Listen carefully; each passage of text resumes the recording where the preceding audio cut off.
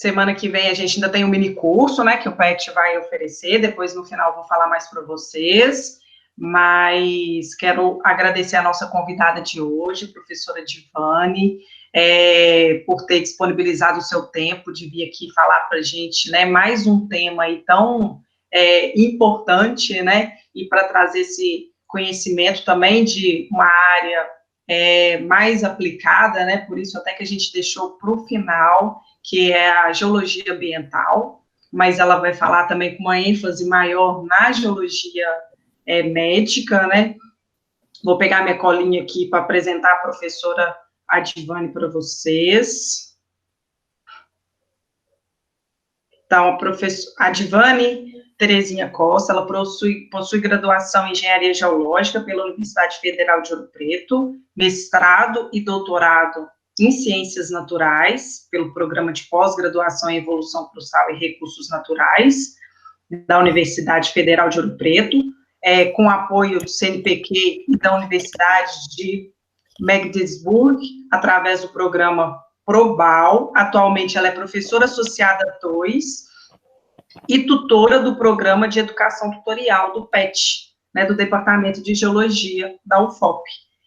Assume a coordenadoria da Cátedra da Unesco, Água, Mulher e Desenvolvimento, em 2019, é professora e orientadora no Programa de Pós-Graduação em Sustentabilidade Socioeconômica e Ambiental, tem experiência em recursos hídricos, geologia ambiental, geologia médica, sedimentologia, geoquímica ambiental e educação ambiental.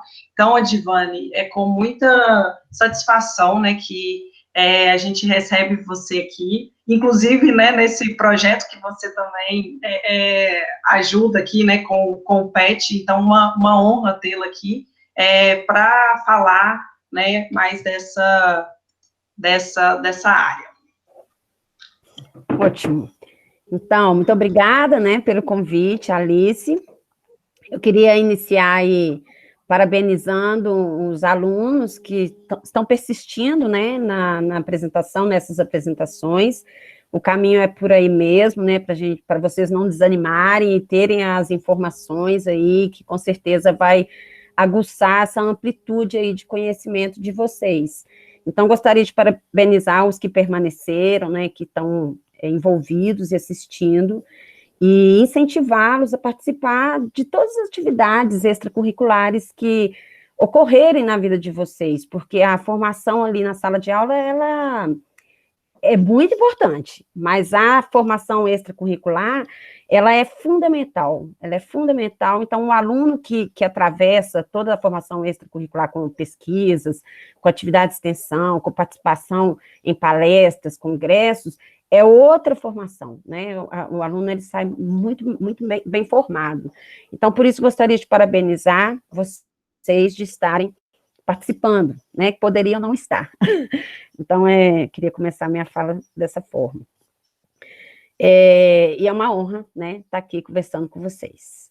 Bom, eu vou colocar minha apresentação para a gente ir para o tema aí central da temática que a Alice já apresentou, tá bom?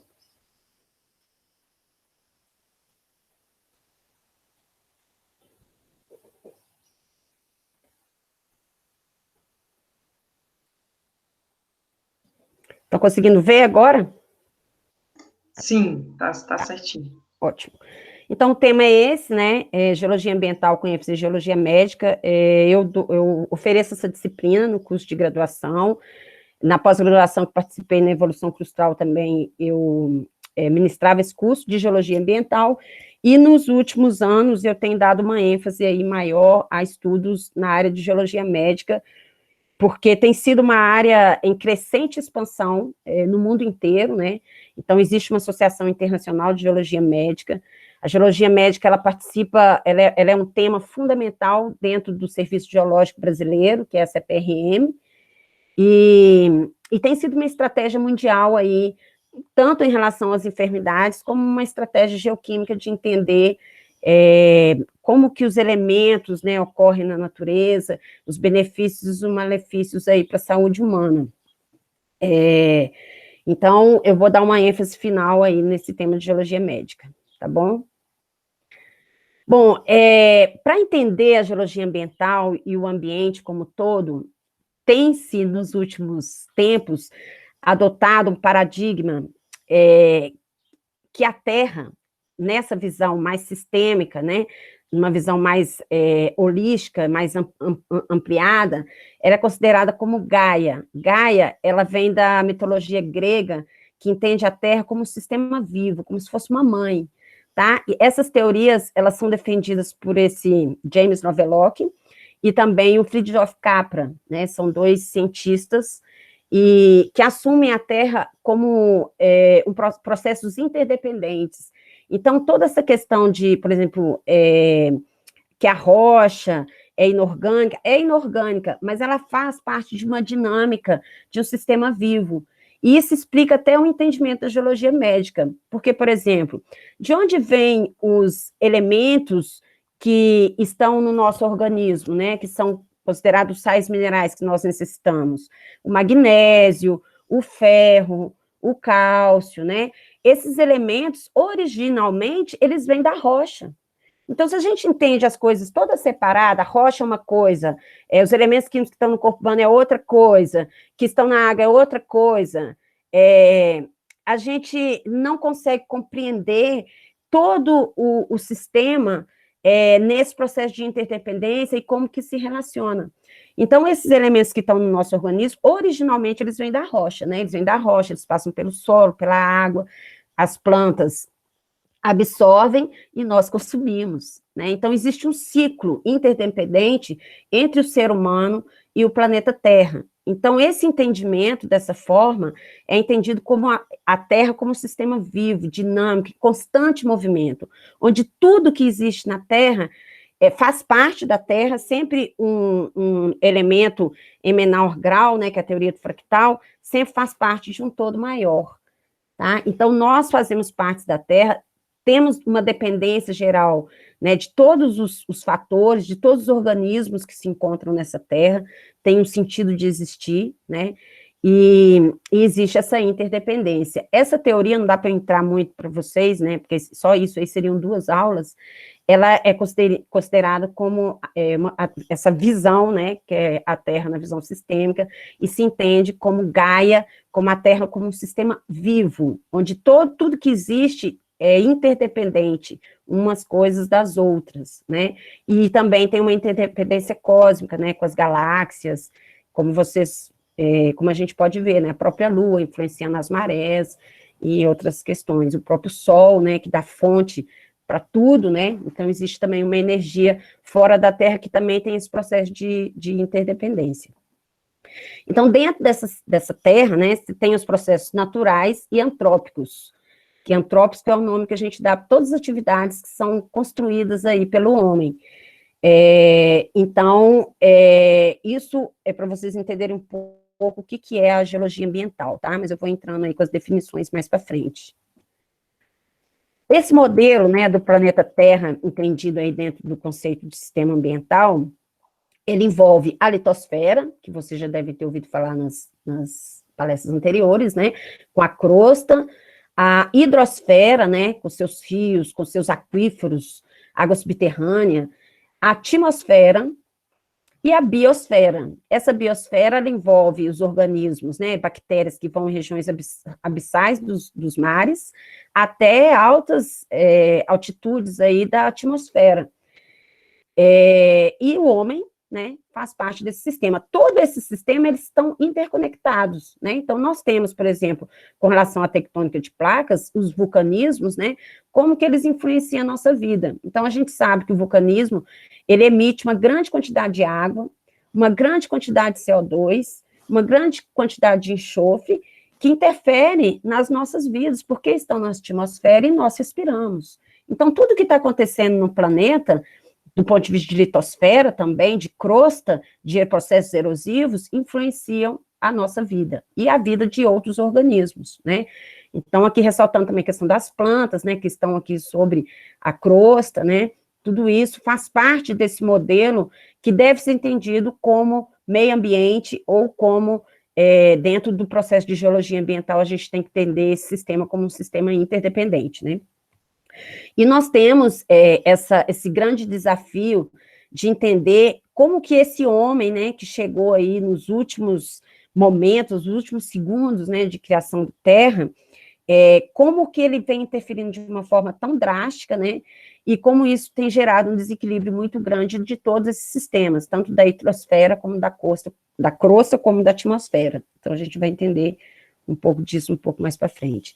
Então, meio ambiente, né, ela é entendida, tem vários conceitos, eu peguei aqui da Política Nacional de Meio Ambiente Brasileira, mas ele é entendido como conjunto de condições, leis, influências e interações de ordem física, química e biológica que permite, abriga e rege a vida em todas as suas formas.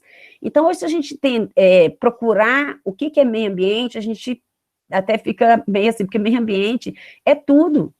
Tudo que nós convivemos, né, as nossas relações com o planeta Terra, em todos os sentidos, está dentro desse conceito de meio ambiente, tá? Então, nós temos o meio ambiente, né, a parte física, né, que é o ar, a água, o solo, a rocha, que faz parte do meio ambiente natural, a parte biológica, né, a fauna e a flora, e também a parte socioeconômica e cultural, que está associada às atividades antrópicas, que é considerado meio ambiente cultural ou antrópico. Tudo isso faz parte do meio ambiente. Lembrando que tem todas as influências externas, né?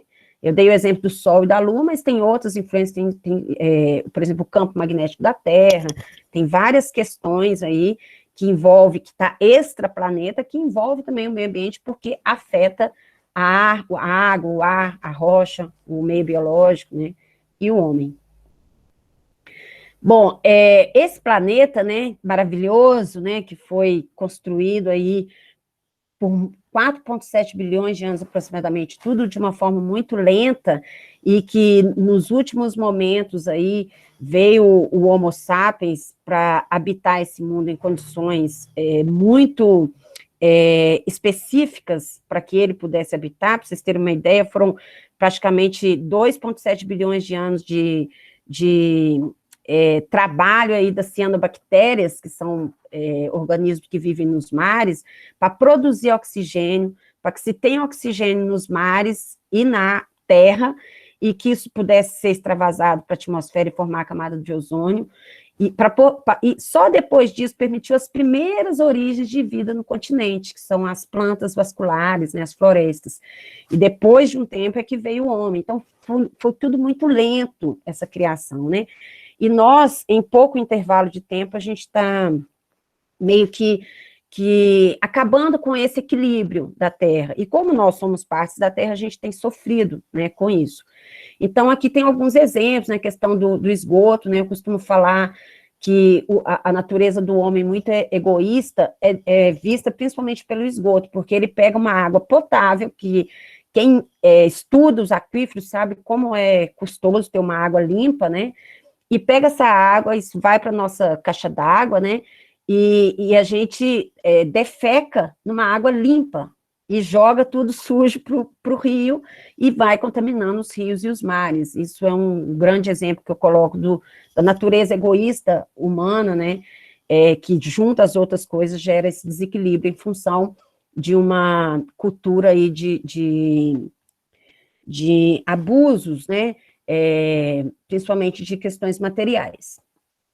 Então, aí tem a questão da grande utilização de energia, né, que faz com que, por exemplo, a gente precise muito de água, no caso da energia elétrica proveniente de hidrelétrica, né, e outros tipos de energias, né, lembrando aqui que a energia solar é uma das energias mais limpas, que quase não é usada, então isso deteriora bastante. A questão aí dos rios, né, das bacias hidrográficas, a gente precisa conhecer, porque estão todas degradadas. A questão do uso dos agrotóxicos, que afetam muitos aquíferos, principalmente associado ao agronegócio, né, que são as grandes monoculturas. Isso tem contaminado de grande amplitude vários aquíferos, e nós estamos consumindo, além dos alimentos contaminados com esses agrotóxicos, a gente está consumindo a água contaminada, que vem também água subterrânea, né? A questão da poluição atmosférica, tanto das indústrias como dos carros, principalmente associado aos combustíveis fósseis, né? O CO2, que tem gerado aí mudanças climáticas de grande preocupação aí para todo mundo está um pouco em alerta em relação às mudanças climáticas, e onde que já se sabe que maior parte dessas mudanças é associada a grande quantidade de CO2 proveniente de combustíveis fósseis. Então, o que a gente pensa? Não está exagerado o uso, né? Não é que não se pode usar. A gente está usando em demasiada forma que a Terra não consegue ficar equilibrada, né? E nós estamos adoecendo, né? Adoecendo, falta água, né? Para muitas comunidades de qualidade, em função disso.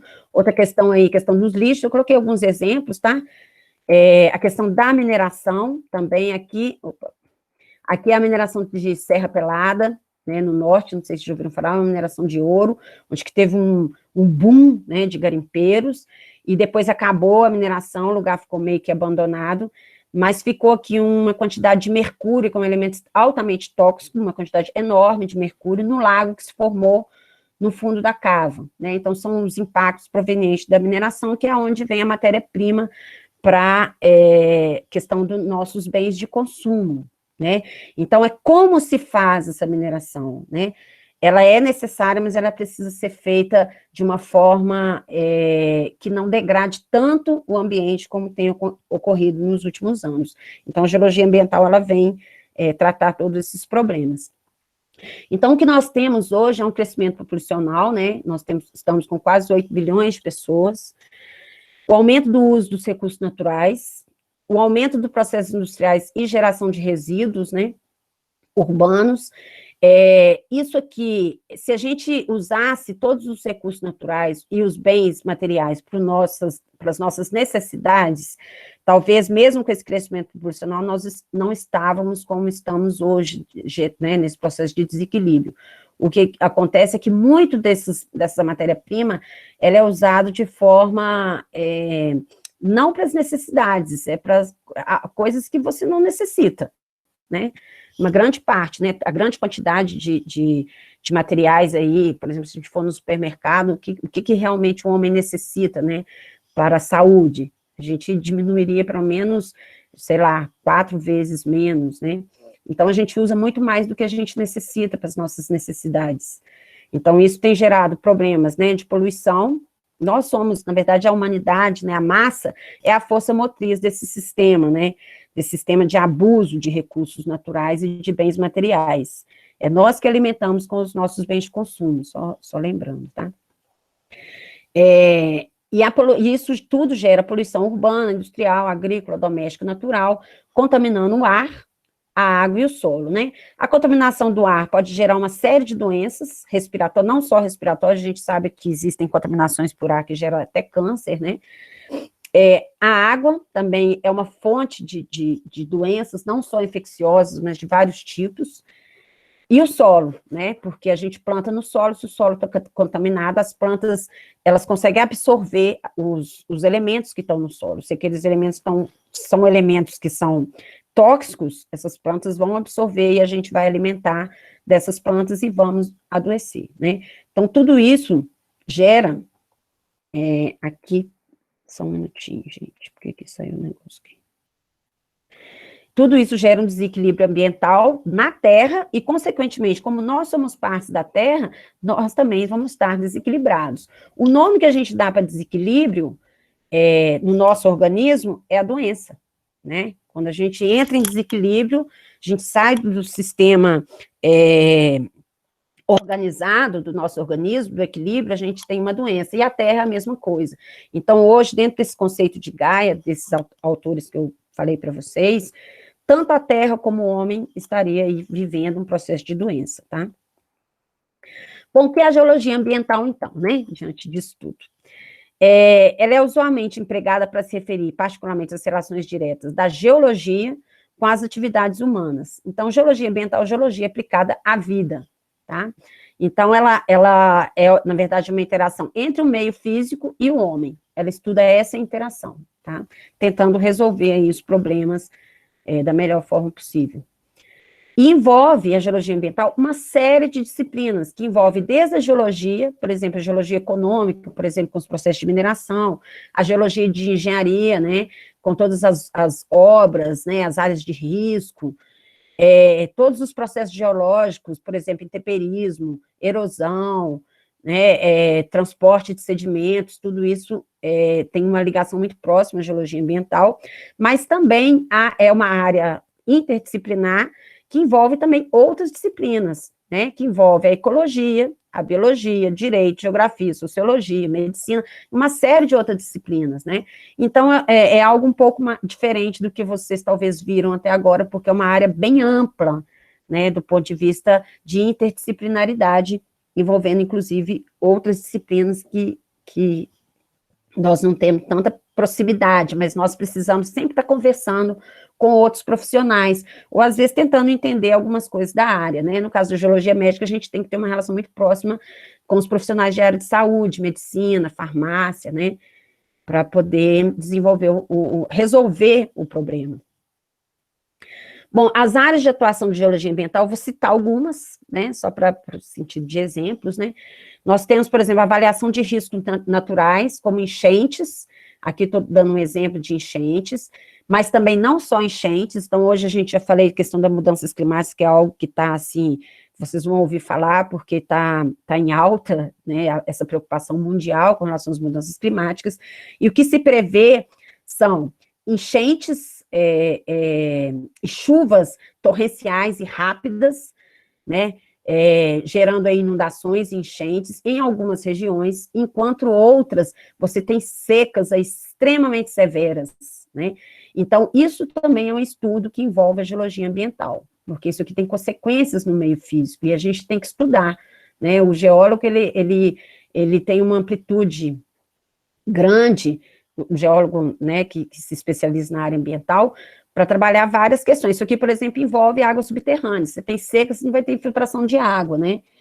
E quando você tem chuva extrema, muitas vezes você vai ter um aumento de vazão do rio, gerando inundação, e também não vai ter a infiltração que a gente imaginava. Então, todos esses processos são fontes de estudos da geologia ambiental.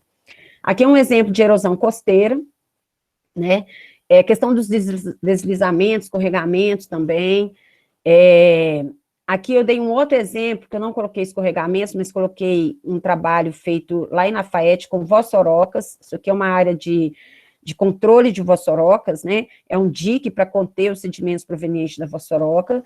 E isso aqui, a ideia vai construindo dique até que ela seja toda aterrada, e existem casos das pessoas até construírem em cima desse aterro que é gerado sobre as vossorocas, ocasionado pelos diques. Então, é uma forma de contenção que também é estudado pelo geólogo. Todas as atividades também vulcânicas, terremotos, que gera, por exemplo, perdas de vidas, né, ou danificação de propriedades, também é fonte de estudo da geologia ambiental. A gente estuda pouco porque não tem vulcanismo nem terremoto aqui no Brasil, né, então nem coloquei exemplos. A parte de hidrogeologia, né, eu vou falar um pouco sobre as áreas de atuação agora, tá, gente? A parte de hidrogeologia, nós temos aí a questão muito importante da contaminação hidrogeoquímica, tanto pela agricultura, né, com os pesticidas. Então, o que acontece com todas esses pesticidas, ou com os esgotos da área urbana, ou com os resíduos da área industrial e da área mineral, é que todos os elementos provenientes dessas atividades, elas penetram, infiltram pelo solo e vão contaminar a água subterrânea, né? Então, isso aqui, esse azulzinho, é a água subterrânea. Essa água subterrânea, a gente consome ela através de poços artesianos. Então, chega essa água contaminada que muitas vezes nós estamos consumindo, principalmente em zona rural, é muito comum. Então, isso é uma área aí específica também da geologia ambiental. E se você consome uma água contaminada, é uma fonte aí de doenças. Então, aí já envolvendo entre a geologia, né, uma proximidade entre a geologia ambiental e a geologia médica. Outra questão, elaboração de cartas geotécnicas, é uma área aí próxima à geologia de engenharia, né, e outros instrumentos de apoio ao planejamento urbano e territorial. Então, quem quer trabalhar com geologia ambiental, é muito importante aprender ArcGIS, é um conselho que eu dou para vocês, né, o PET, ele está sempre oferecendo curso de ArcGIS, então tem um curso básico, a Fundação Cossex também, se não me engano, estava fornecendo, não sei agora, mas, bom, o incentivo é que vocês aprendem aprendam o ArcGIS o mais breve possível. Quando for fazer a parte de cartografia, já está mais ou menos desenvolvido, tá? Então, é um programa muito importante para vocês. E no caso aqui da elaboração de cartas geotécnicas, eu dei o exemplo aqui da carta geotécnica de Ouro Preto, de 2011, ela foi já está melhorada, né? Mas eu consegui essa de 2011. Então, essa, na verdade, é uma carta de susceptibilidade de risco. Então, tipo assim, onde que pode ocorrer risco de escorregamento, né? Então, onde está vermelho aqui, o risco é extremamente alto, que envolve a Serra de Ouro Preto. Ali, toda a base da Rua Padre Rolim, que é o asfalto, né, ali da rodoviária, desde o do bairro São Cristóvão até o Taquaral, é tudo vermelho. Então, essa área, ela tem susceptibilidade de risco de escorregamento, tá? Então, é um exemplo aqui de carta geotécnica. E aqui no verde, só para vocês terem uma ideia, essa parte verde é lá no Morro São Sebastião, que lá no alto, né, como está mais aplainado, já é outra geologia, você tem um mergulho contra a encosta, então não tem tanto problema, então fica verde, você tem pouca susceptibilidade de risco de escorregamento, só para vocês entenderem. Outra forma de cartografia, né, usando ArcGIS, é o mapa geoquímico para ver a questão de contaminações. Então, nesse caso aqui, por exemplo, onde está vermelhinho, você tem concentração de arsênio muito elevada. Isso aqui é o Rio do Carmo, né? Que é esse que passa por Ouro Preto e vai em direção à Mariana. Então, nós temos regiões aqui, que é a região de Monsenhor Horta, que são regiões super preocupantes do ponto de vista de contaminação das águas de rios, né? Por arsênio. Então, a contaminação é altíssima, tá bom? Isso também está associado à mineração de ouro, depois eu vou explicar para vocês melhor. Então, é um exemplo também de trabalho aí do geólogo ambiental. Outra questão é a recuperação de áreas degradadas, principalmente aquelas relacionadas à mineração. Esse trabalho de recuperação de áreas degradadas é um trabalho que o geólogo é o mais indicado, né, para realizar esse trabalho, porque o engenheiro ambiental pode fazer, mas o geólogo é o melhor, porque ele entende as rochas, as encaixantes, então ele entende todo o processo geoquímico, ele é mais preparado para atuar nessas áreas do que o engenheiro ambiental. Aqui é um exemplo de drenagem ácida, não sei se já ouviram falar, mas é uma drenagem que tem um pH muito baixo, está muito associado à mineração de ouro, porque você tem uma relação do oxigênio com o enxofre que vem dos minerais que tem na mineração de ouro, e gerando o ácido sulfúrico. E, além disso, você tem vários metais pesados nessas rochas, e essa água com esse pH muito baixo acaba dissolvendo e concentrando esses metais pesados, tóxicos, né?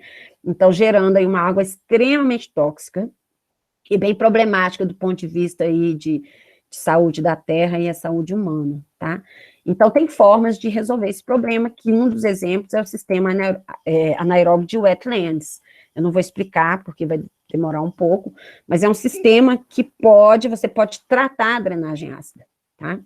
Então, isso também é um objeto de estudo do geólogo ambiental.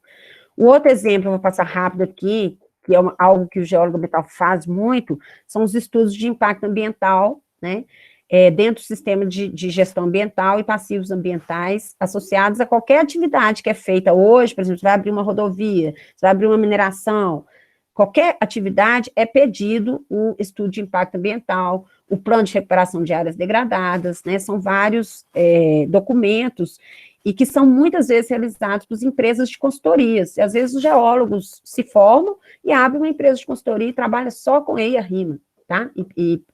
Plano de recuperação de áreas degradadas, tá? Para várias atividades humanas, é exigido esse EIA-RIMA.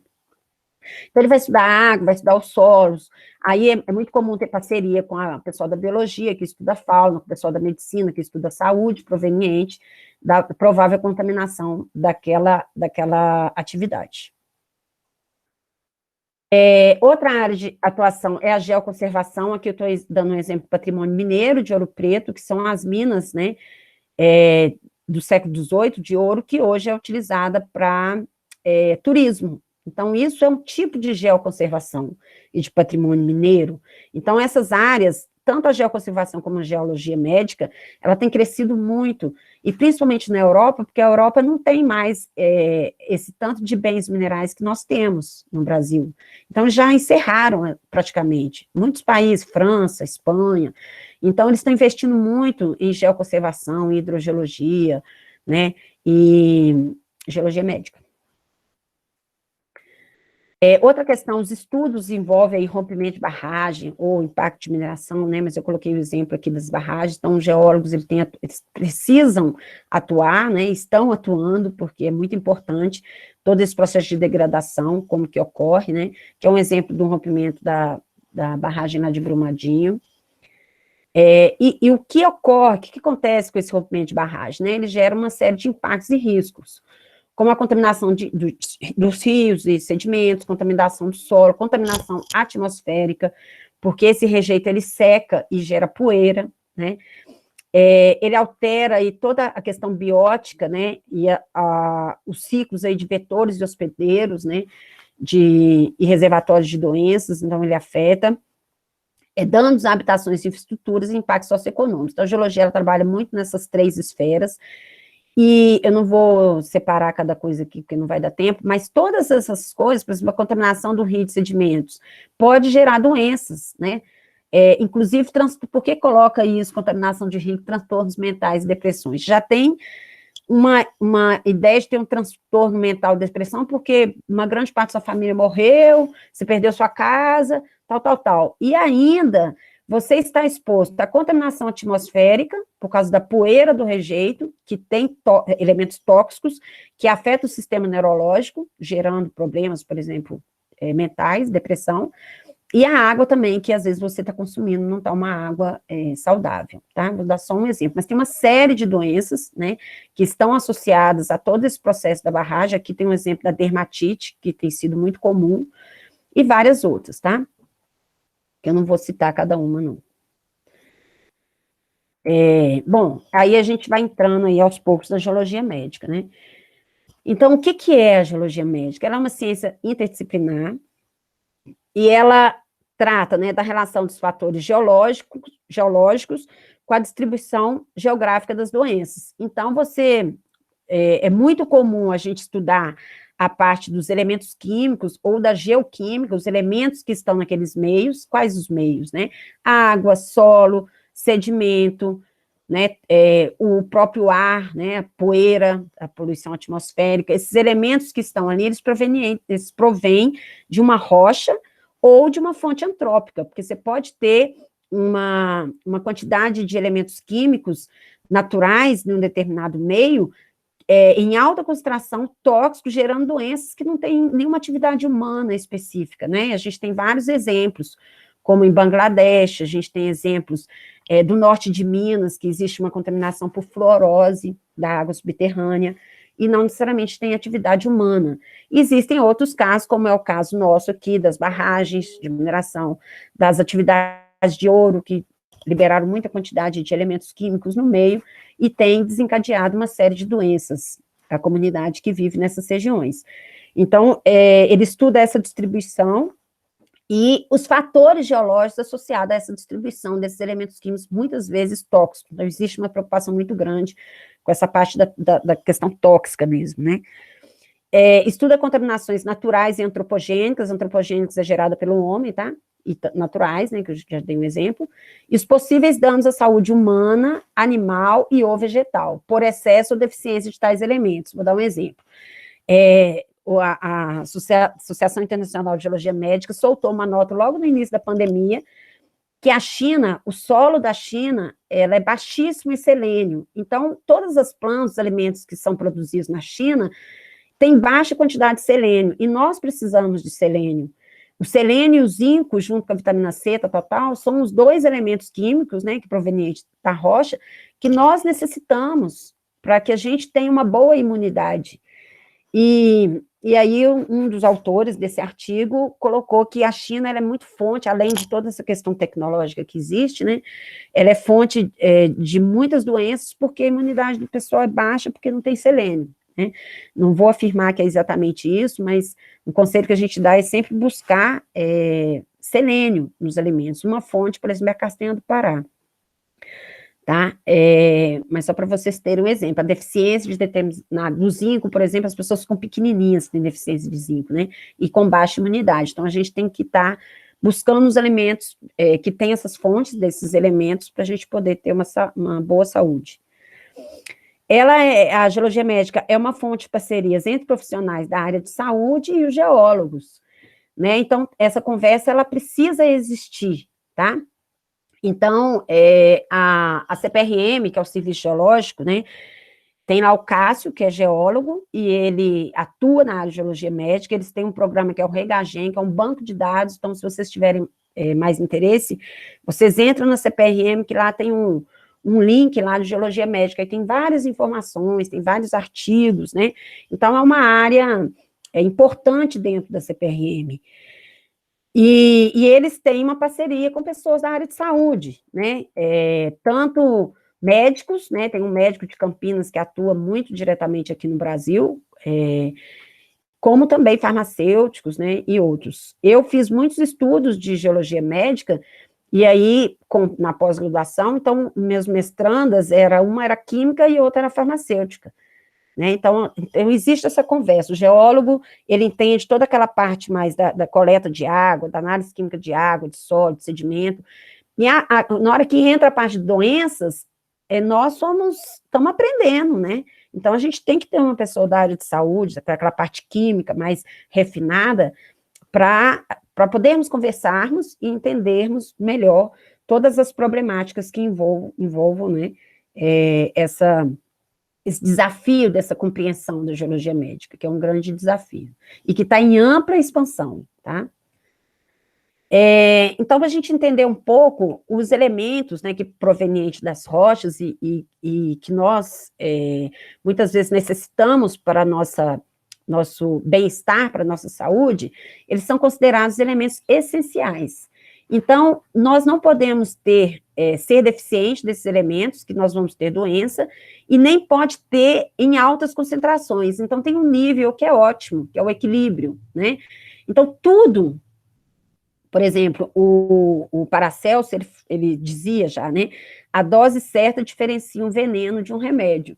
Então, você tem que ter doses, tem uma faixa de concentração desses elementos, exemplo, cobre, o zinco, o ferro, né? São elementos que nós necessitamos. Quem tem falta de ferro tem anemia, quem tem falta de zinco tem imunidade baixa, né? E por aí vai. Então, nós necessitamos desses elementos, cujas fontes principais originais são as rochas, né? Para a nossa saúde, mas não pode ser nem demais, porque vai tornar tóxico, e não pode ser também pouco, né? Além disso, nós temos elementos não essenciais, que são os tóxicos, né? Então, nós temos exemplos aqui do cádmio, do chumbo, do arsênio, do mercúrio, e você tem um nível aqui que o seu organismo tolera, né?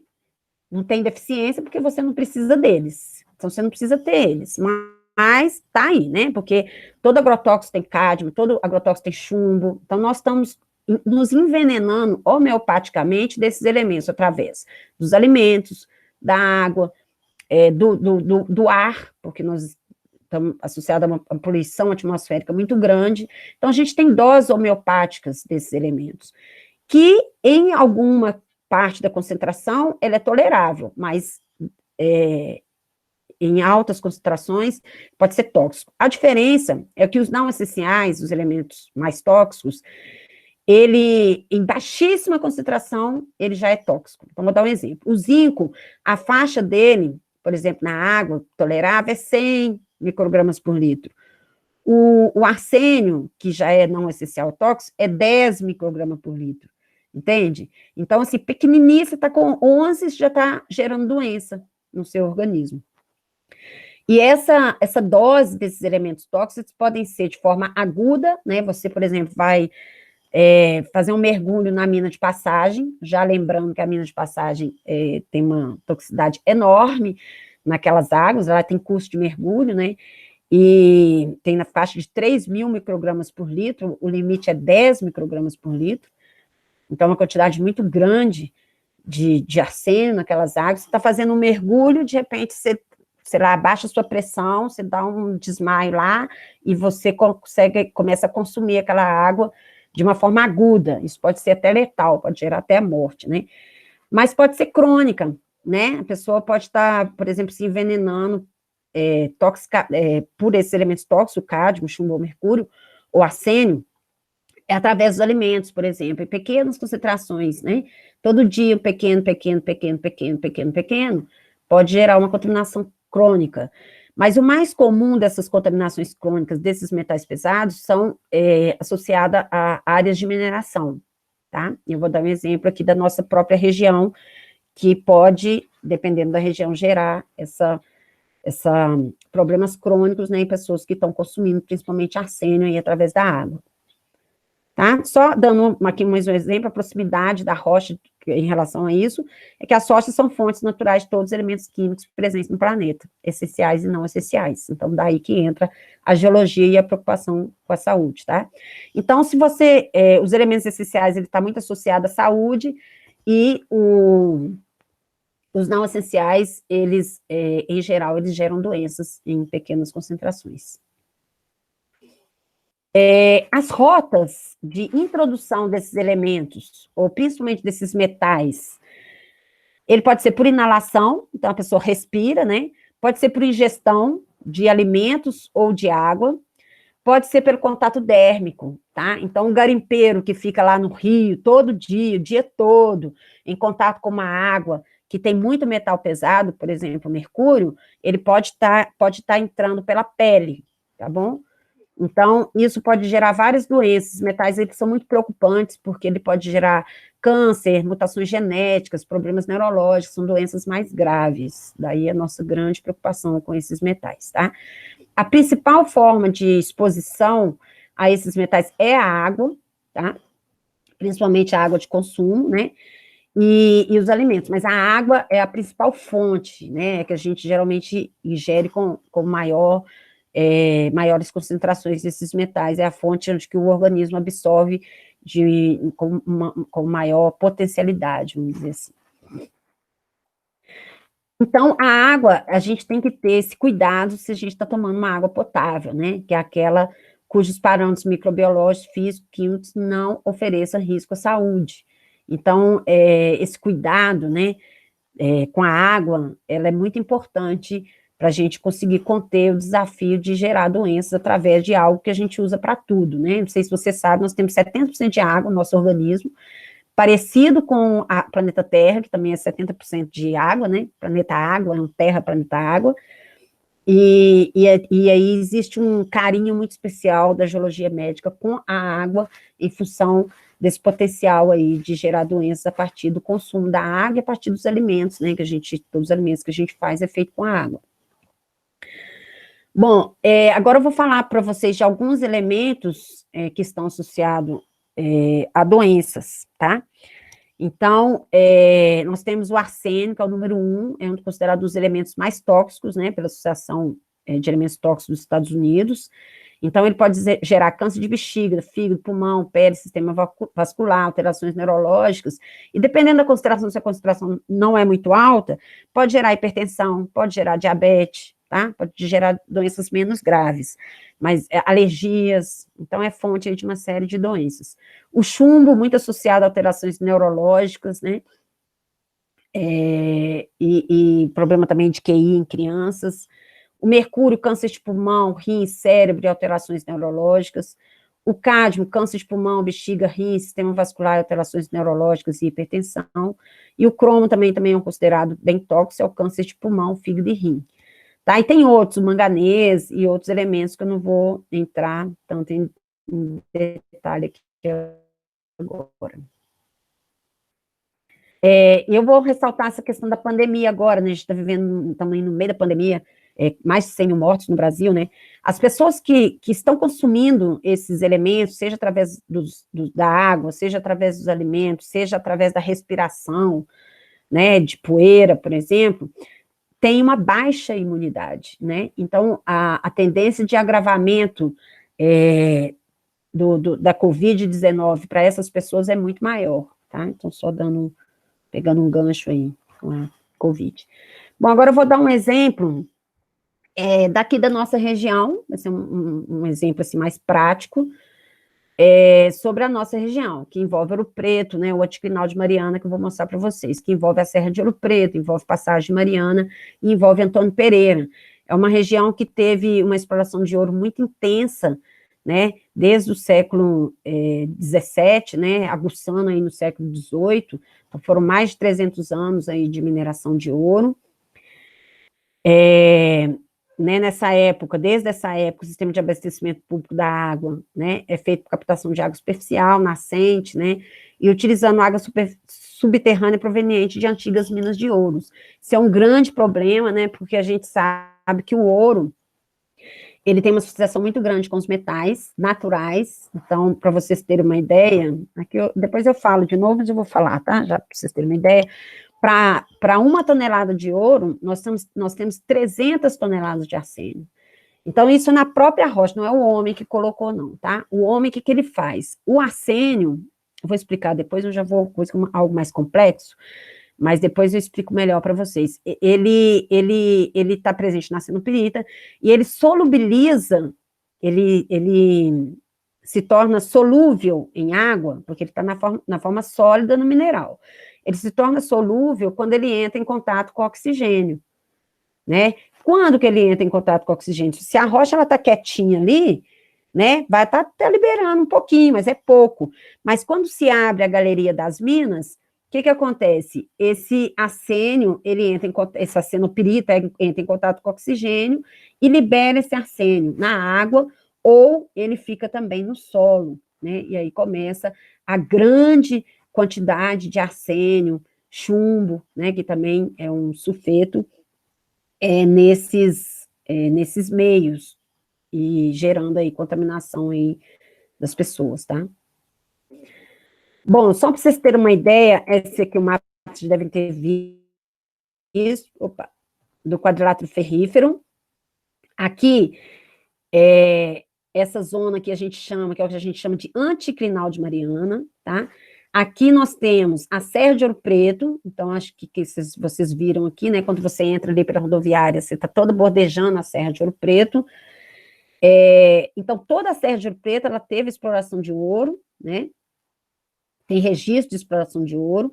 Depois a gente passa aqui pela zona aqui da Charneira, né, que é a parte ali da Passagem de Mariana, que também teve muita exploração de ouro com a mina de Passagem, né, e depois aqui a região de Antônio Pereira, e aqui vem as minerações de ferro, tá? Mas toda essa região aqui, ó, né, tá liberando, tá associada com a presença de metais pesados associados ao ouro. O ouro eles levaram, os metais largados por aí, tá? Tá no solo, no sedimento, tá na água, e grande parte vai aqui para os rios, né? Que no caso aqui vai maior parte para o Rio Doce ou para o Rio das Velhas, porque toda essa serra, ela é divisor de duas grandes bacias, né? Que é o Rio das Velhas, que corre aqui em direção ao Belo Horizonte, e o Ribeirão do Carmo, que vai correr aqui em direção a Mariana, Ponte Nova, tal. Então, nós fizemos um estudo, tá? Aqui é um mapa que não ficou muito bom, da Serra de Ouro Preto, aqui tem a Rua Padre Rolim, que é o Veloso, né? Só para vocês terem uma ideia. A Rua Chico Rei, que é ali próximo ao Antônio Dias, aqui o Padre Faria, tá? Mas toda essa Serra de Ouro Preto, né, que é a mesma área de risco geológico que eu tinha mostrado para vocês, nós fizemos coleta nas águas de Minas. Por quê? Porque a comunidade usa essas águas de Minas, inclusive o Serviço Público de Saúde, a antiga SEMAI, usa algumas minas, né? Algumas águas dessas minas. Como a gente tem preocupação, que a gente sabe, para cada 1 tonelada de arsênio, nós temos 300 toneladas, para cada 1 tonelada de ouro, nós temos 300 toneladas de arsênio, a gente sabe que o risco de consumir a água de mina é muito grande. Então, nós iniciamos esse estudo, né? Então, teve uma aluna de TCC, teve uma mestranda em farmácia, uma aluna de geologia, um grupo aí que nós fizemos, nós coletamos várias águas de Minas, tá? Coloquei só algumas aqui para não estender demais aí a apresentação. Então, fomos coletar as águas, né? Fizemos a coleta, em todos esses pontos, né? Que vai aqui desde o Veloso até a região aqui do Alta Cruz, Padre Faria. Aqui é um mapa geológico, tá, gente? é um mapa geológico. Então, essa região aqui é a região, por exemplo, do Morro São Sebastião. Então, nós temos as rochas que são xistos do grupo Nova Lima. Aqui nós temos o Piracicaba. Aqui nós temos o grupo Itabira, tá? Grupo Itabira. E aqui nós temos o Sabará. Aqui o Piracicaba. Aqui o Caraça, desculpa aqui. Errei aqui. O grupo Caraça, que são quartzitos, aqui o Xisto Nova Lima, aqui o grupo Itabira, né, que são itabiritos, maior parte. Então, aqui o grupo Piracicaba, que envolve aí o centro, né, de Ouro Preto, né, tem quartzitos, tem xistos, e aqui o grupo Sabará, que tem filitos e xistos também, que já aflora ali, principalmente próximo ali a Saramento, daquela região. Então, nós coletamos as minas, elas encontram a maior parte, né, uma parte aqui no Piracicaba, mas a maior parte das minas ocorre nessa porção aqui, nessa porção da Serra de Ouro Preto, que envolve Patifaria, Piedade, e várias questões, que é na porção mais a leste, né, e aqui eu queria, não sei se já ouviram falar, mas aqui nós temos uma falha de empurrão, né, que separa aqui o Xisto Nova Lima dos Itabiritos, isso tudo aqui na Serra de Ouro Preto. Então, essas áreas aqui, elas são muito enriquecidas em ouro, e aqui a gente pega já a abertura da mina, mas muitas vezes é para atingir essa zona aqui, para explorar, tá? Não tem mais exploração de ouro, né, gente? Sobrou as águas e as regiões, né, muitas vezes contaminadas, que a gente precisa estudar, né, no quintal da universidade. Então, a gente precisa ter esse entendimento. Então, o que é o arsênio? Por que eu vou falar do arsênio? A gente encontrou vários elementos, mas o arsênio, além dele ser o mais tóxico, é o que a gente encontra em maior concentração nessas águas aqui em Ouro Preto, Passagem Mariana também, na nossa região. Estou dando ênfase a ele, tá?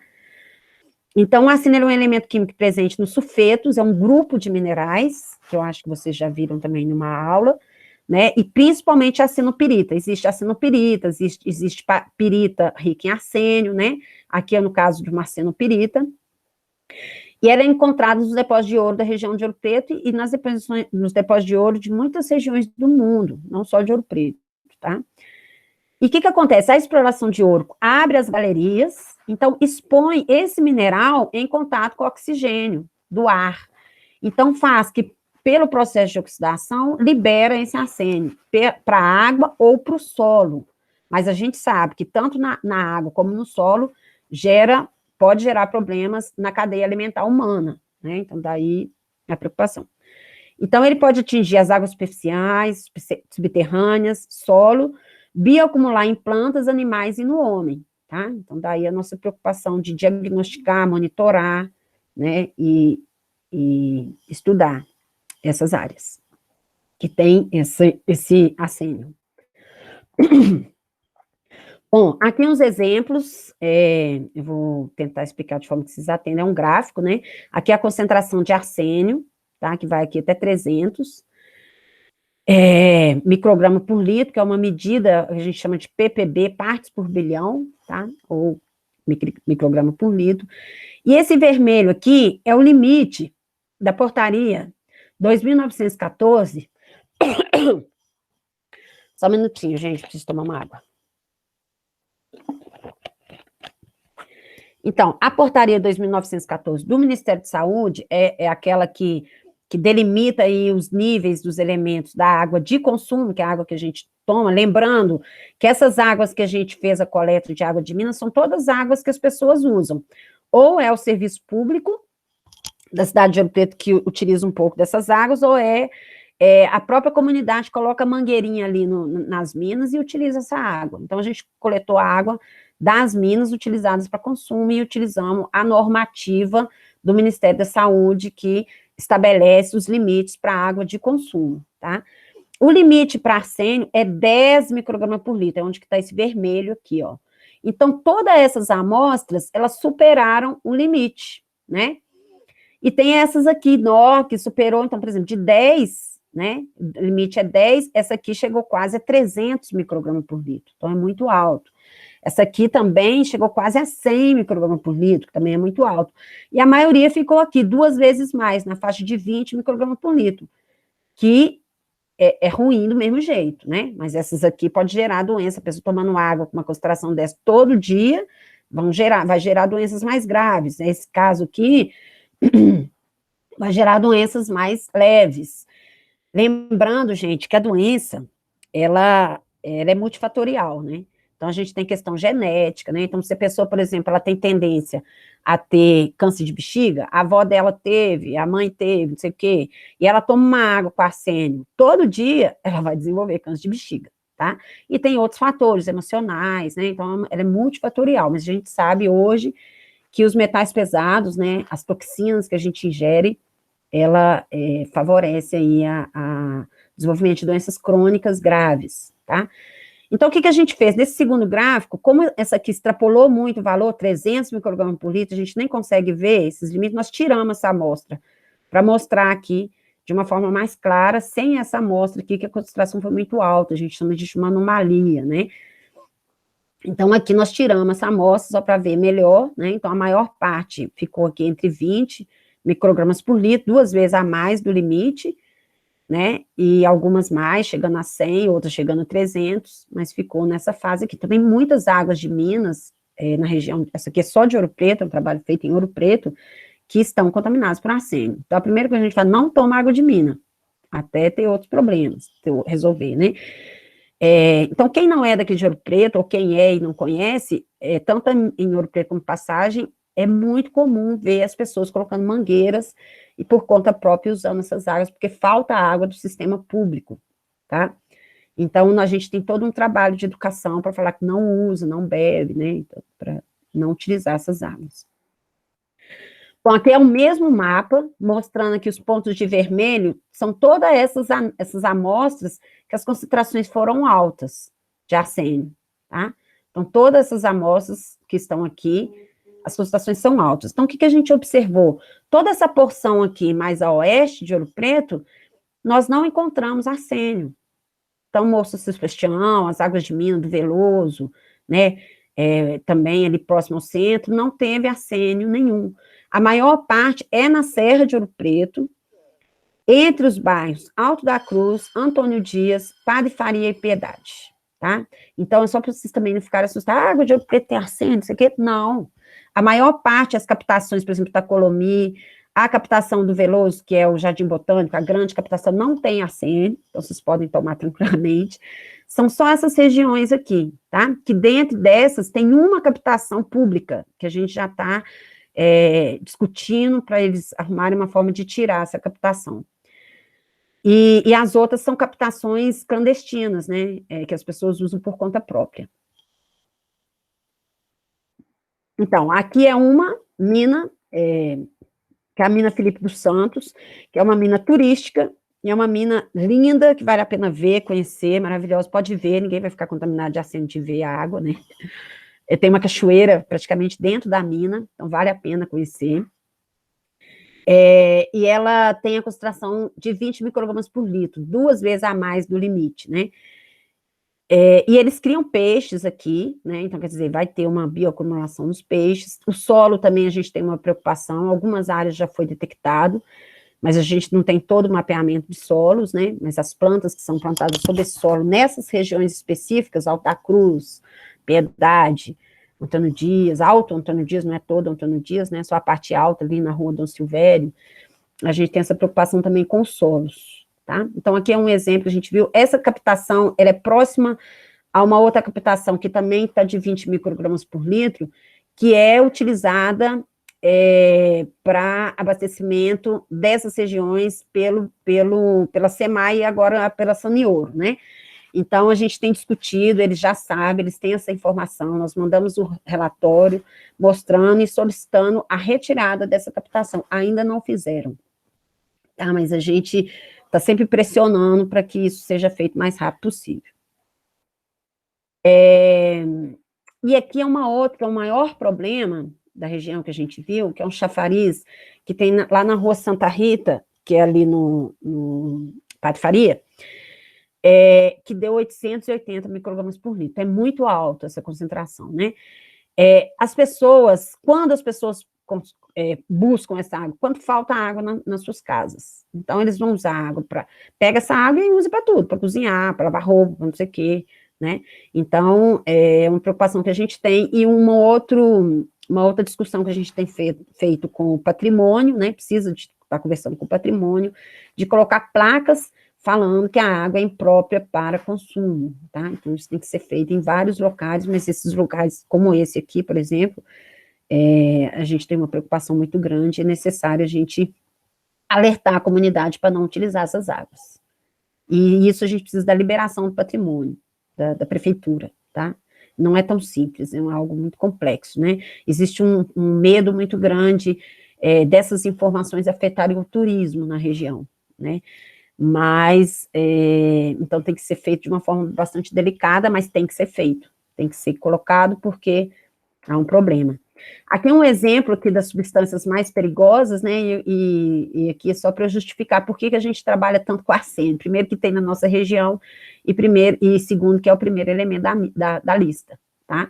Então ele é mais tóxico que chumbo, que mercúrio, tá? Que o benzeno da gasolina, e vários outros. Então o arsênio, ele é realmente bastante preocupante aí, como gerador de doenças, né, desencadeador de doenças.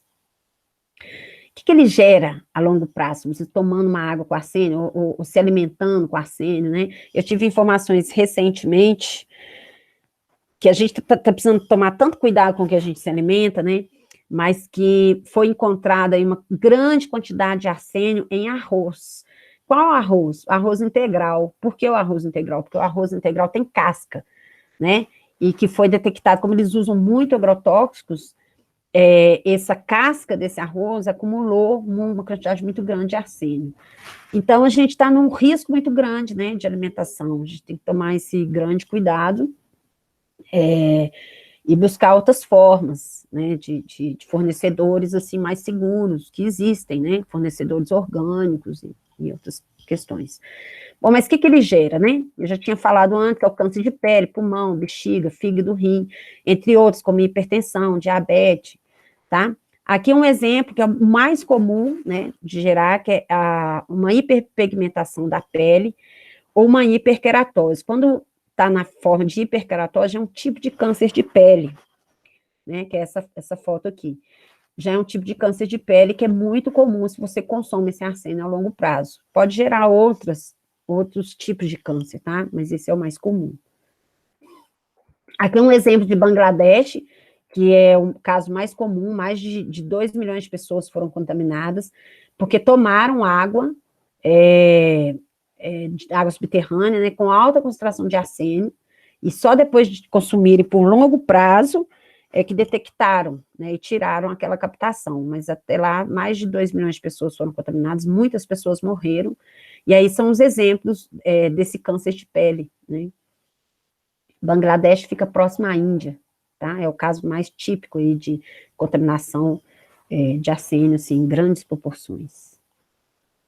Outro elemento que eu vou ressaltar para vocês, que a gente também encontrou aqui nas águas de Ouro Preto, é o manganês, né? O manganês, ele também, a concentração limite dele é 100, então nós ficamos com 160, e uma captação também pública, né? Ali, que abastece a região do Padre Faria, que está aqui, né, que é essa captação aí, atualmente da Sanioro, né, e essa mesma aqui que vocês viram, e ela pode gerar, né, o arsênio, um mal de Parkinson, se você for consumindo de forma crônica, né, ou a doença mangânica, que é uma doença neurológica, né, que a pessoa causa alucinação, violência, né, ou seja, é um tipo de loucura, de desequilíbrio mental, tá? Então, só para vocês terem uma ideia aí da problemática. E existem outros casos na nossa região, tá? Então, vamos sair de Ouro Preto, aí vamos aqui para a região de Monsenhor Horta, que tem águas aqui enriquecidas em mercúrio, chumbo. Monsenhor Horta é a região próxima a Mariana. E as pessoas pescam, aqui a gente está fazendo coleta, o povo está pescando peixe, então está colocando peixe em uma água contaminada, né? Aqui é o exemplo da água de Passagem Mariana, e esse aqui é um exemplo que eu gosto sempre de colocar, porque a água que tem arsênio ou outros metais pesados, ela não tem cheiro.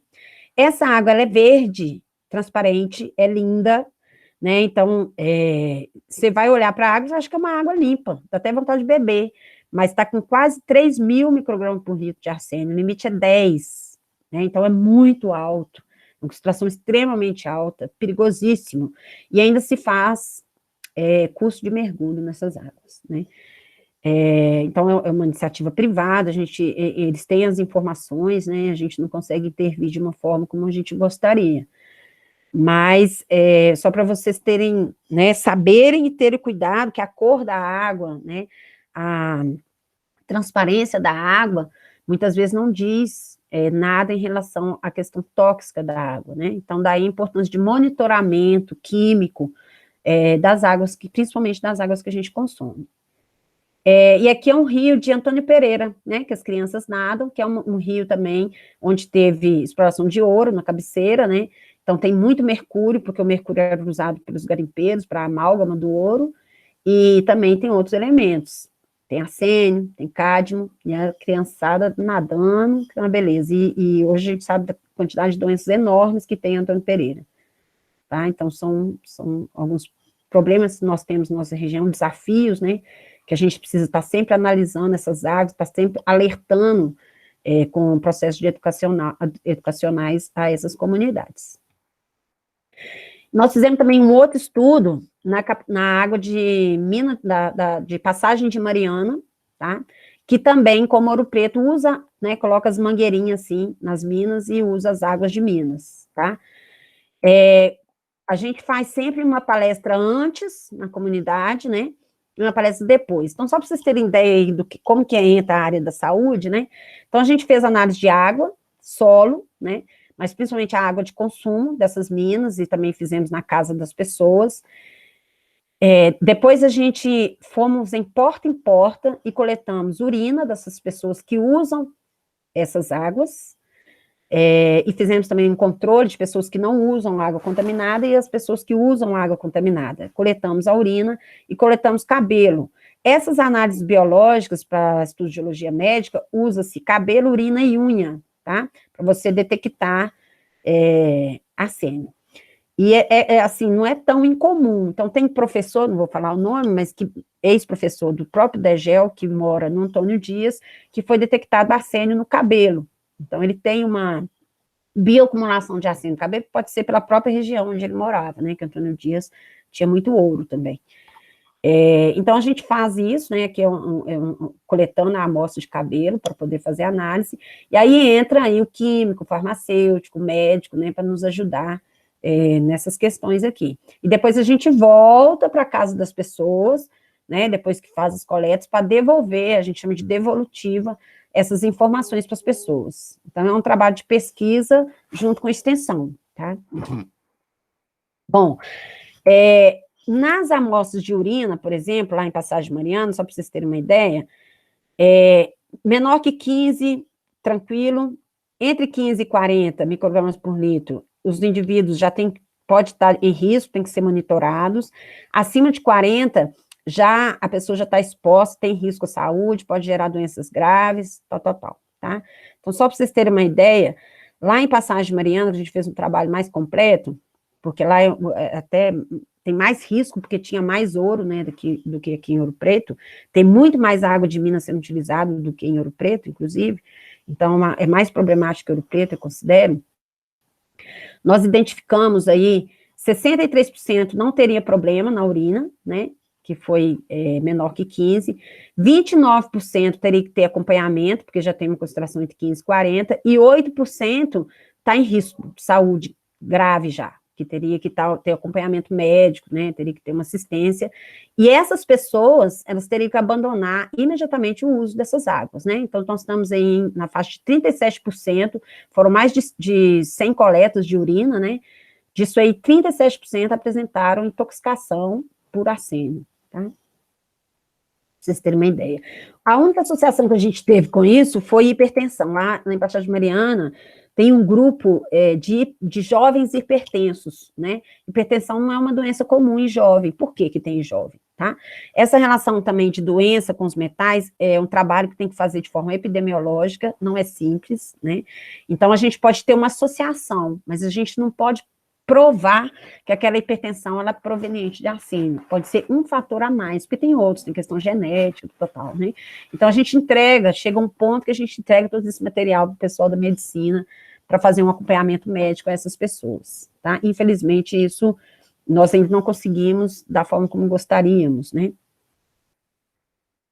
Bom, tá acabando aqui, não sei como é que eu estou de tempo, mas vamos em frente. E em Ouro Preto também foi feito, nós fizemos, a parte de urina não deu cabelo, na verdade, arsênio no cabelo de algumas pessoas, e um trabalho específico feito em Padre Faria em 2006, identificou que 30% das amostras coletadas de urina mostraram concentrações mais altas do que a norma regulamentadora, tá, do Ministério do Trabalho.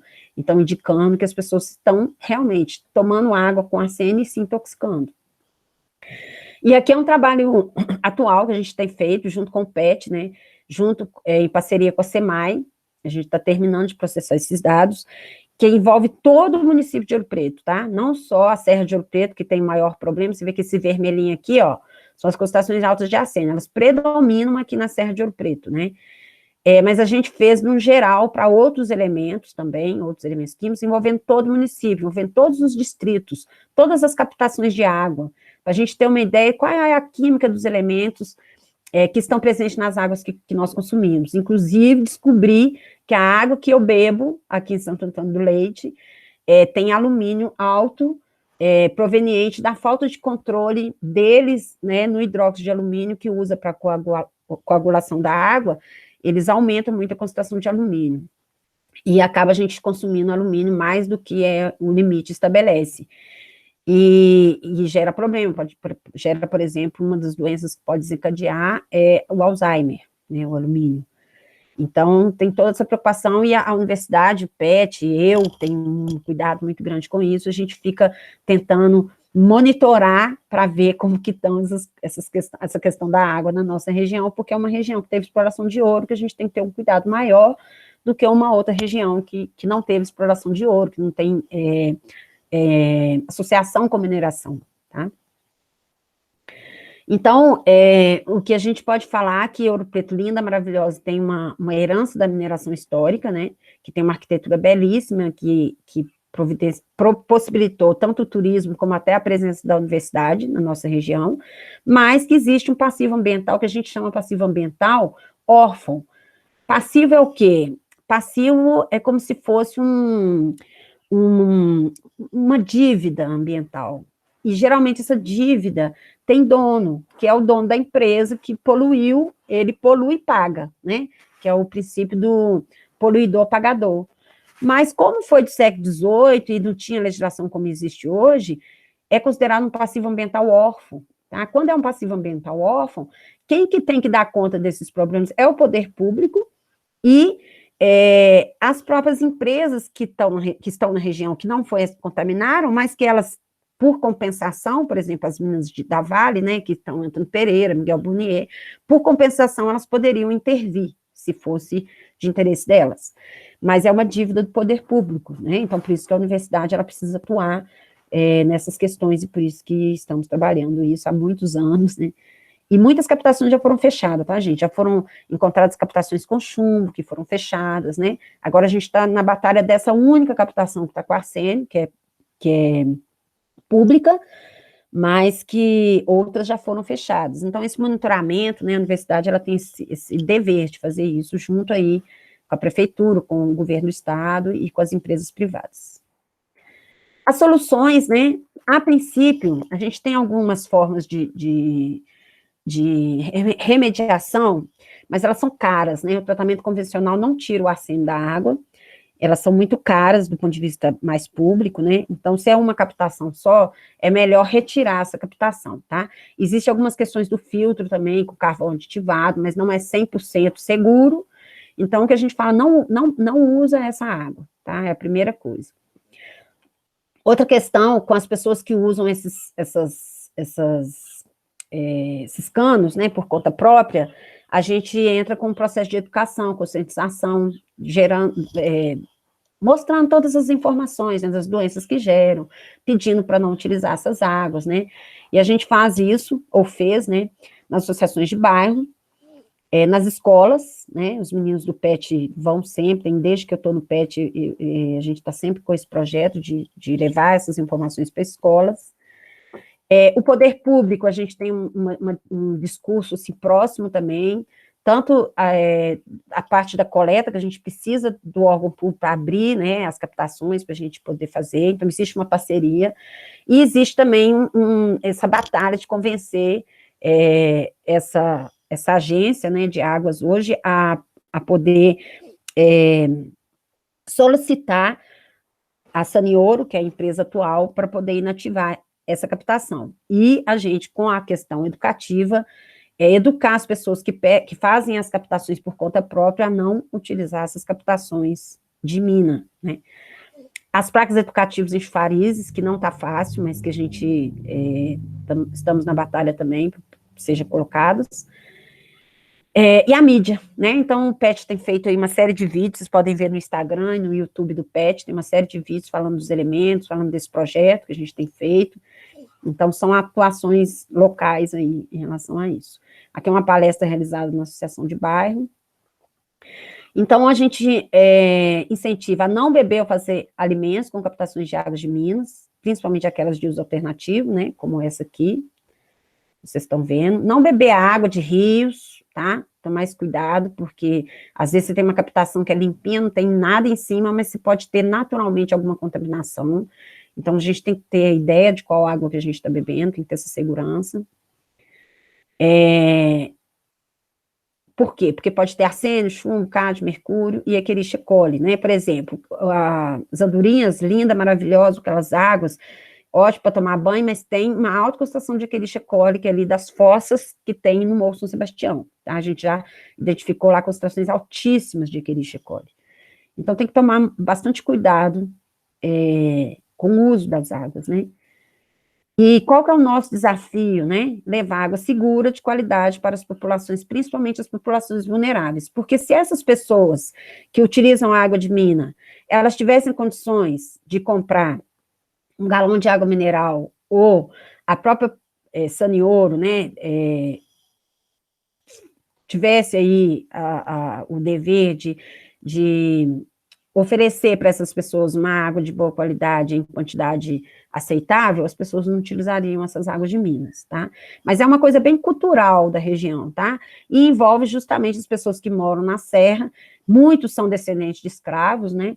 Então, é uma herança aí, e a gente considera as populações como vulneráveis, tá? Porque são populações mais humildes. Então, e principalmente essas populações, tipo da zona rural também, é que acaba pegando uma água ali do rio, né? Então, o nosso grande desafio como poder público e como professora, eu, da universidade, a gente está sempre buscando oferecer essas águas aí de boa qualidade, ou principalmente diagnosticar, né? Então, é isso, gente. Aí, agora eu vou ficar aí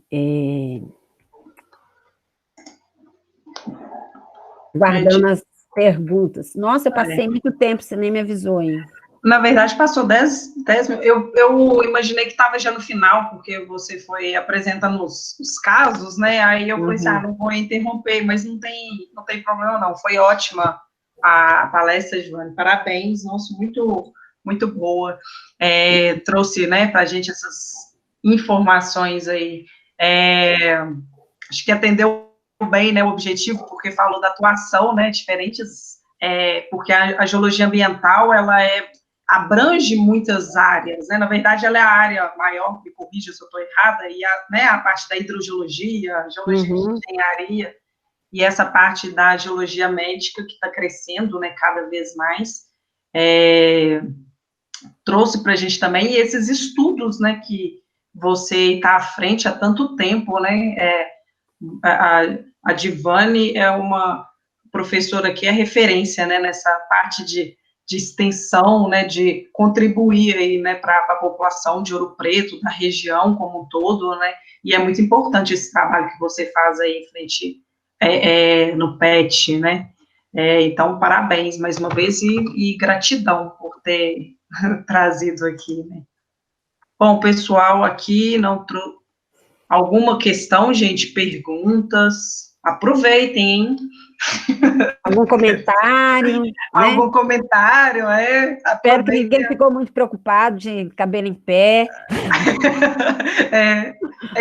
Quando você mostrou o mapa, eu até fiquei olhando ali a parte ali de captação de água aqui onde que eu moro, que é perto do Itacolomi, né? Foi ótima. A minha é tranquila. A universidade, né, tem uma captação boa, e as captações principais, que é do Jardim Botânico e a do Itacolomi, elas estão em excelente qualidade. Né? Podem ficar tranquilos. Agora, o pessoal ali que mora no Alta Cruz, Patifaria, no alto ali do Antônio Dias, na parte mais alta, próximo ao Alta Cruz, aí realmente a pessoa tem que tomar cuidado. Eu sempre, se você mora lá, estudante, né, que tem algumas repúblicas lá, e tem condições de comprar água mineral, use água mineral. Lá, realmente, enquanto essa Sanioro não tirar essa captação, é um problema. Entendi. E é engraçado isso, né? Porque, assim, quando eu vim morar em Ouro Preto, em 2005, e eu sempre escutei isso, tipo assim, a água não é confiável, a água, tipo, e a gente sempre, quando estudante mesmo, sempre teve uma espécie de cultura, né, mesmo, tipo assim, não beba água de Ouro Preto, ela faz mal e tal. E aí acaba que eu segui, assim, eu tenho, quando eu vejo as pessoas também pegando no chafariz e tal, aí depois, claro que a gente vai ter um conhecimento, né, a gente que estudou geologia, então aí você fica, nossa, assustado. E essa parte que você falou, que é muito importante, né, de ter a questão do poder público também, né, de colocar placas, de comunicar, né, de informar, isso é essencial. A gente teria que ter um outro, já tem algumas análises bem antigas dos todos os chafarizes que tem água em Ouro Preto, né, porque eu peguei só os que vêm de mina, direto de mina, mas Ouro Preto por baixo, ele é todo furado, né, de galerias de minas, então existem infiltrações, então teria que fazer um outro levantamento agora dos chafarizes, e para poder pressionar o poder público a colocar as placas, né, porque os turistas, o próprio pessoal daqui toma mesmo essas águas. Aqui, o Daniel, ele falou, parabéns pela última palestra, Divani. Você falou sobre a intoxicação por inalação do material em suspensão do rejeito de minério. Você poderia falar um pouco mais sobre como isso acontece? Tá. Então, eu tenho estudado muito o rompimento de fundão, né, que envolve ali toda a bacia do Rio Doce, mas eu tenho atuado muito em Barra Longa. E foi feito um estudo recentemente pela Ambios, que é uma empresa, eu me envolvi um pouco ao Ministério Público, então tive acesso ao relatório todo da Ambios, né, e eles identificaram contaminações de cádmio e outros metais, níquel, na poeira, que inalável. Então, as pessoas estão inalando e encontraram essa contaminação na poeira e no sangue das pessoas. Esses elementos também estão no sangue, então elas estão se intoxicando e gerando aí uma série de doenças.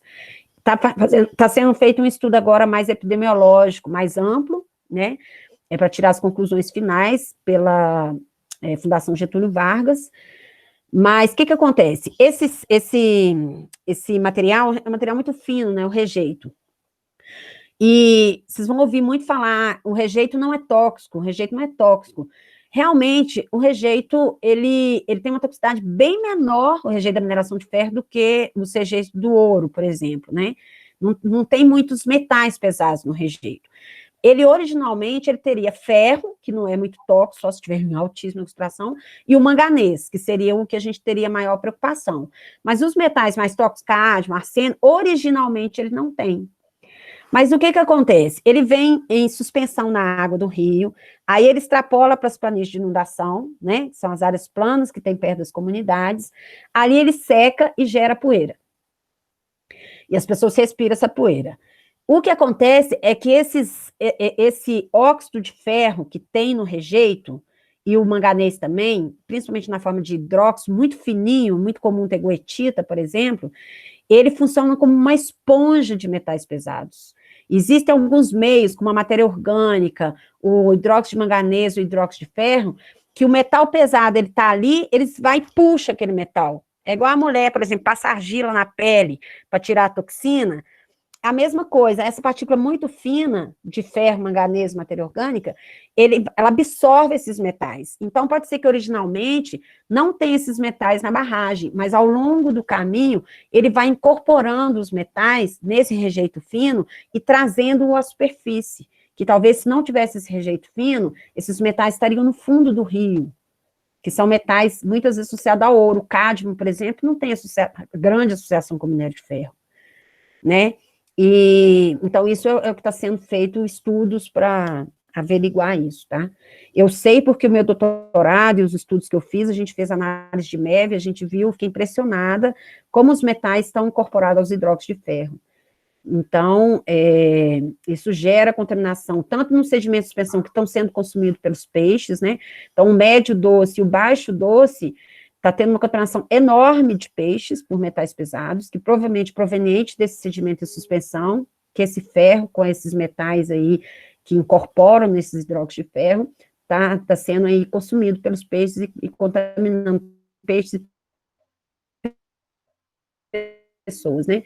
E além disso, são os peixes e a poeira que tem sido identificado, porque tem baixa solubilização, ele é baixa, na água vai ter baixa concentração desse ferro com esses metais, por exemplo, mas vai estar como suspensão no sedimento da água e no sedimento da poeira. Não sei se você entendeu. Fala aí. Mas, é um pouco complexo. Não, mas eu acho que atendeu. Vamos ver se ele responde. Ah, mas então é isso, Edivane. E também, assim, uma coisa, ele falou que entendeu. E agradeceu. E uma coisa também, assim, só para finalizar aqui, né, para não estender já o pessoal, não estender muito, mas uma coisa também que foi até falado em algumas lives, né, e eu acho que cabe muito bem aqui também, eu acho que todo mundo pôde ver na sua live, principalmente isso, o papel, né, dos profissionais da geologia, o tanto que é importante nessa questão, porque quando a gente pensa, por exemplo, eu falo muito isso, assim, a minha geração, por exemplo, eu acho que até, né, tipo assim, a nossa geração, de certa forma, eu acho que a gente falhou muito nessa questão, e agora está tendo uma maior preocupação, cobrança também, é claro, né, de órgãos, da legislação, mas eu acho que tem essa questão da mineração mais consciente, né, com essas questões ambientais. Então, assim, eu acho que isso, a nova geração que está vindo aí, né, os novos alunos, esse conhecimento todo, né, que tem agora e que eles, né, possam assumir também essa responsabilidade, né, quanto na atuação profissional deles também. Né? Extremamente importante, é a questão da ética, né? Também. A ética do profissional e essa questão da visão, né?